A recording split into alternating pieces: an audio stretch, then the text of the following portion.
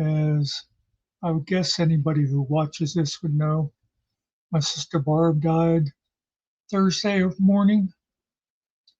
Um, and today, up where she lives, they had a memorial service, like a gathering. I wasn't being able to be there. Uh, but the other day, her daughter Mary wrote up an obituary, and I wanted to wait until at least after the gathering to share it with people. Um, but yeah, let me just do one thing here. I'll lean out of the way. You see that subscribe button? Or sign rather. I'm not telling you to subscribe. I just mentioned that because Barb sent that to me about a month ago, just for no reason. She also, when I first started doing YouTube stuff, and at the beginning, I was using doing everything on my phone, and I would like record like this. I'd hold the phone and look down in it, and she got me this little phone holder so I could put it on my desk and just little stuff like that. Anyway, what I'm going to do is read you the obituary Mary wrote. It's really good.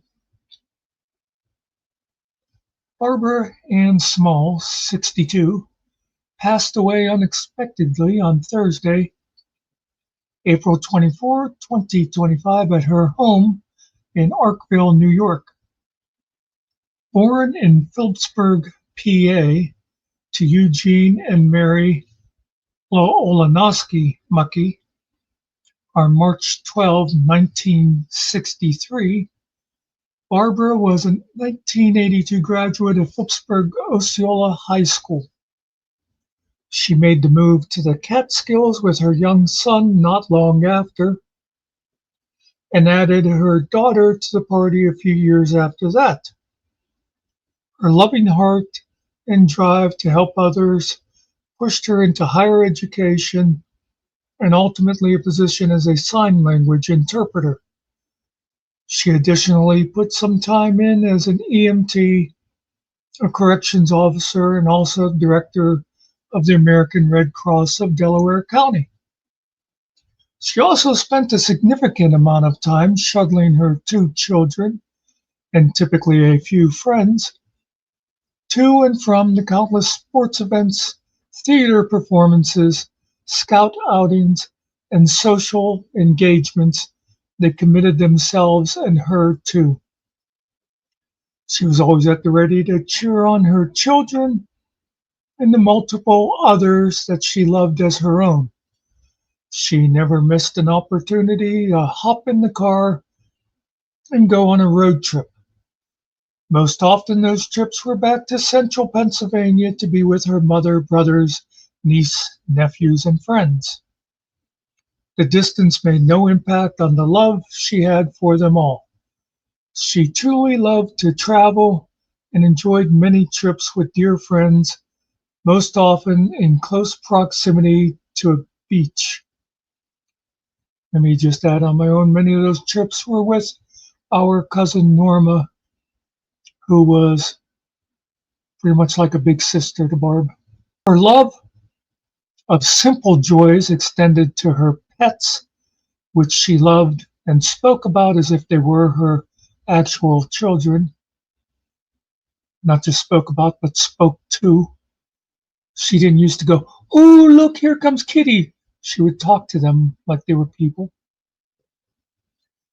Uh, she loved hot air balloons, fireworks, reading a good book, and never wanted to miss a meteor shower. Above all, though, her greatest love in the entire world was her grandchildren. She will forever be held in the heart and memory of all that knew her. She was a friend to all and never failed to make a new friend wherever she went. She leaves behind a legacy of pierogies and sarcasm and an infectious laugh. She did like to laugh. She was preceded in death by both of her parents and her brother James. She is survived by her sister Lila of San Diego and two brothers, Richard and Daniel, both of Osceola Mills. Also surviving are her two children, Andrew Murphy of Albany, New York, Mary Small and Joe Steckety of Margaretville, New York, and four grandchildren, Joseph, Jonathan, Silas, and Evangeline, and longtime companion, Bob Payne, and former spouse, Alan Small, along with countless friends that have become family over the years. You know, and this is back to just me now not reading anymore. Uh, the part about her making friends wherever she went, she always said she never met a stranger. And I was just remembering a story. The one time Barb and Mary were visiting, and we went out to Pittsburgh. And anybody who knows Pittsburgh, we're going to ride the Gateway Clipper. That's a paddle boat out there that goes up and down the river. And we were sitting and waiting to get on. And I remember me, Barb, and Mary were sitting on a bench. And my mother was sitting across the way from us a little bit on a bench. And she's talking to some guy. And they're just sitting there talking away and talking away. And Barb says, "Look at Grammy over there." That's what everybody always called my mother once she had grandchildren. "Look at Grammy over there, talking to that guy like he's an old friend, never saw him before in life." They're like, "I can't believe it." Later on the trip, we're on the boat, and me and Mary were sitting on a bench, and Barb was over, and she's talking to some people. And Mary, if you haven't caught up with the story, Mary's Barb's daughter. Mary says, "Would you look at my mother? I tell her you're not supposed to just talk to strangers. You don't know who people are." You know?